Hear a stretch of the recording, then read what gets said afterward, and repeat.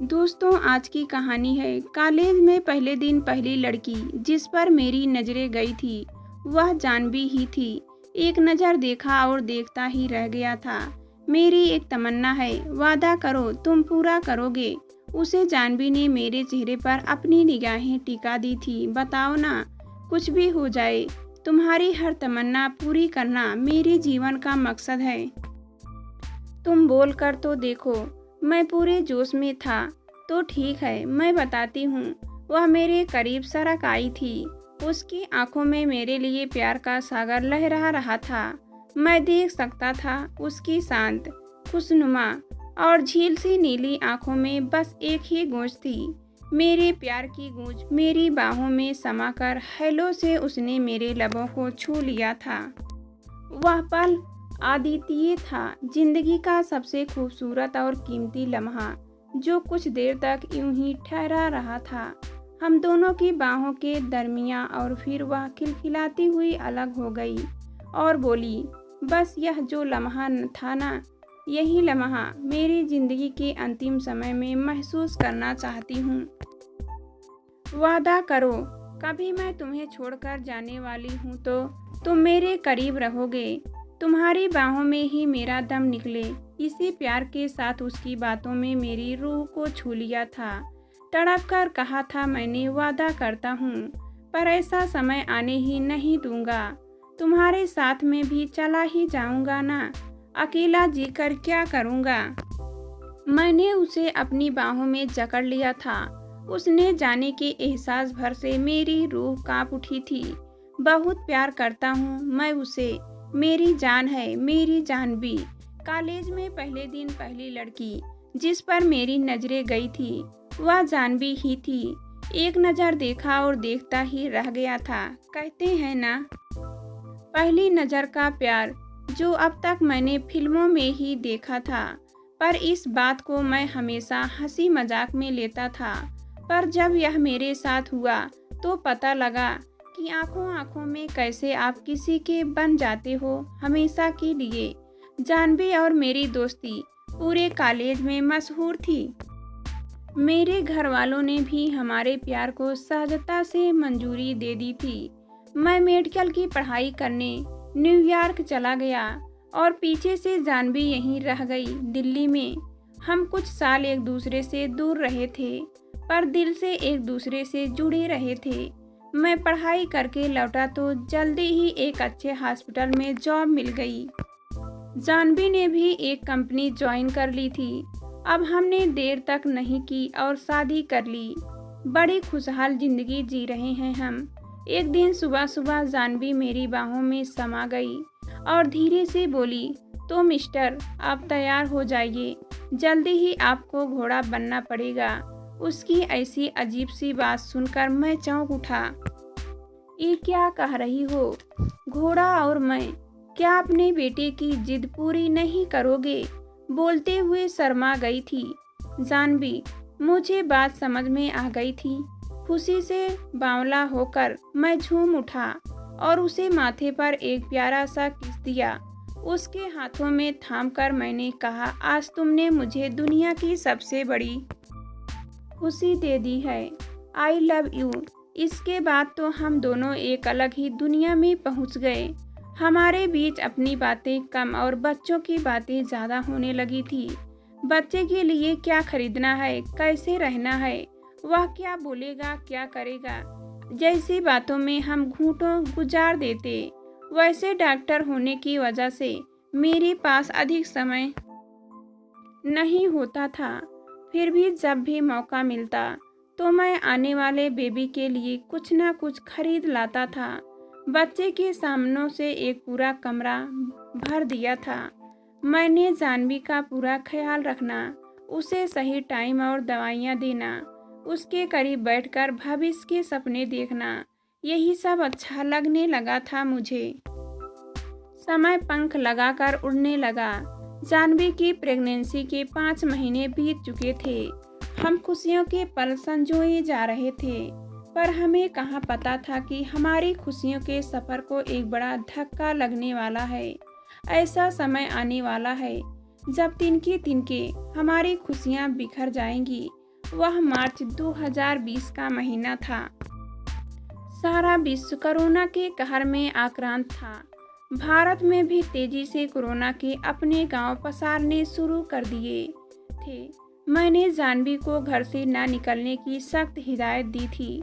Doctor होने के नाते मुझे हॉस्पिटल में काफ़ी समय गुजारना पड़ रहा था, इसलिए मैंने उसकी मम्मी को अपने यहाँ बुला लिया था ताकि वे मेरे पीछे से जाह्नवी की देखभाल कर सके।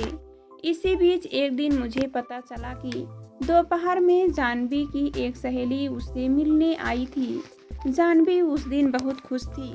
बचपन की सहेली प्रिया से मिलकर जाह्नवी ने जब बताया कि प्रिया 2 दिन पहले ही वाशिंगटन से लौटी है तो मैं चिंतित हो उठा और बोल पड़ा, यह ठीक नहीं हुआ जाह्नवी। तुम्हें पता है ना, विदेश से लौट रहे लोग ही बीमारी के सबसे बड़े वाहक हैं। तुम्हें उसके पास नहीं जाना चाहिए था। जाह्नवी, अच्छा तो तुम यह कह रहे हो कि मेरी सहेली जो मेरी प्रेगनेंसी और शादी की बधाई देने मेरे घर आई, उसे मैं दरवाजे पर ही रोक देती कि नहीं, तुम अंदर नहीं आ सकती, मुझसे मिल नहीं सकती। ये क्या कह रहे हो अमन? मैं ठीक ही कह रहा हूँ जाह्नवी, तुम डॉक्टर की बेबी हो। तुम्हें पता है ना, हमारे देश में भी कोरोना के मरीज पाए जाने लगे हैं और भारत में यह बीमारी बाहर से ही आ रही है। वह वुहान से नहीं, वाशिंगटन से आई थी। फिर मैंने उसके हाथ भी धुलवाए थे। जो भी हो जाह्नवी, मेरा दिल कह रहा है तुमने ठीक नहीं किया। तुम प्रेग्नेंट हो, तुम्हें ज़्यादा खतरा है। वायरस केवल हाथ में ही नहीं, कपड़ों में भी होते हैं। उसने एक बार भी खांसा होगा तो भी वायरस तुम्हें मिलने का खतरा है। देखो, आइंदा ऐसी गलती भूल कर मत करना मेरी खातिर। मैंने उसे समझाया। ओके, अब कभी नहीं। उस दिन बात आ गई होगी। इस बीच मेरा समय पर घर लौटना मुश्किल होने लगा क्योंकि ज़्यादा से ज़्यादा समय मुझे हॉस्पिटल में ही गुजारना पड़ रहा था। और फिर अचानक देश में लॉकडाउन हो गया। मैं 5-7 दिनों तक घर नहीं जा पाया, केवल फ़ोन पर जाह्नवी का हालचाल लेता रहा।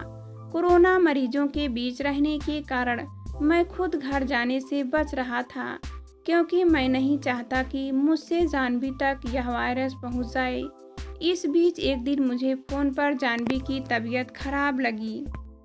मैंने पूछा तो उसने स्वीकार किया कि 2-3 दिनों से उसे खांसी आ रही है और बुखार भी चल रहा है। वह बुखार की साधारण दवाइयाँ खाकर ठीक होने का प्रयास कर रही थी। अब उसे सांस लेने में भी थोड़ी दिक्कत होने लगी थी। मैं बहुत घबरा गया। ये सारे लक्षण तो कोरोना के थे। मेरे हाथ पैर फूल गए थे। एक तरफ जाह्नवी प्रेग्नेंट थी और उस पर यह खौफनाक बीमारी। मैंने उसे तुरंत इमरजेंसी में हॉस्पिटल में एडमिट कराया। जांच कराई तो वह कोरोना पॉजिटिव निकली। 24 घंटे में मैं उस पर नज़र रख रहा था और उसकी देखभाल में लगा हुआ था, मगर हालात बिगड़ते ही जा रहे थे। उस पर कोई भी दवा असर नहीं कर रही थी। और फिर एक दिन हमारी मेडिकल टीम ने यह अनाउंस कर दिया कि जाह्नवी को बचाना अब संभव नहीं है। वह पल मेरे लिए इतना सदमा भरा था कि वहीं बैठा हुआ मैं फूट फूट कर रो पड़ा। जाह्नवी जो मेरी जान, मेरी जिंदगी है, मुझे छोड़कर कैसे जा सकती है। काफ़ी देर तक मैं भीगी पलकों के साथ जुड़वत बैठा रहा। शुरू से लेकर अब तक की जाह्नवी की हर एक बात मुझे याद आ रही थी। और फिर अचानक मुझे एक वादा याद आया जो मुझसे जाह्नवी ने लिया था। अंतिम समय में करीब रहने का वादा, बाहों में भरकर विदा करने का वादा। मैं जानता था कोरोना के कारण मौत होने पर मरीज की बॉडी भी घर वालों को नहीं दी जाती। पेशेंट को मरने से पहले प्लास्टिक कवर से ढक दिया जाता है।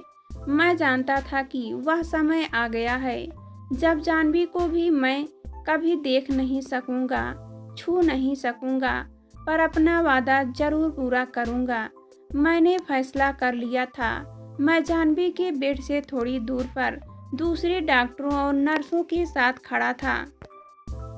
सब परेशान थे। तभी मैंने अपना गाउन उतारा, ग्लास हटाए, आंखों को आज़ाद किया और फिर मास्क भी हटाने लगा। मुझे ऐसा करने से सभी रोक रहे थे। एक डॉक्टर ने तो मुझे पकड़ भी लिया, मगर मैं रुका नहीं। मैं जानता था अभी नहीं तो फिर कभी नहीं। मैं आगे बढ़ा और जानवी के करीब उसके बेड पर बैठ गया। मैंने उसके हाथों को थामा। बड़ी मुश्किल से उसने अपनी उन्नीदी आंखें खोली। 2-4 पल को मैं उसे निहारता रहा और वह मुझे निहारती रही। फिर मैंने उसके लबों को छुआ और उसे अपनी बाहों का सहारा दिया। हम दोनों की आंखों से आंसू बह रहे थे। तभी जानवी एकदम से अलग हो गई और अपनी कमजोरी आवाज से इशारे से अपने होठों पर उंगली रखकर कहने लगी, no Aman, no please, go go Aman go, I love you too. कहकर मैंने एक बार फिर उसे छुआ और उसकी जिद की वजह से उठकर चला आया। मेरे साथी डॉक्टरों ने तुरंत मुझे सैनिटाइजर दिया। हाथों के साथ मेरे होठों को भी सैनिटाइजर कराया गया। मुझे तुरंत नहाने के लिए भेजा गया। नहाते हुए मैं फूट फूट कर रो रहा था, क्योंकि मैं जानता था कि जानवी के साथ यह मेरा अंतिम मिलन था।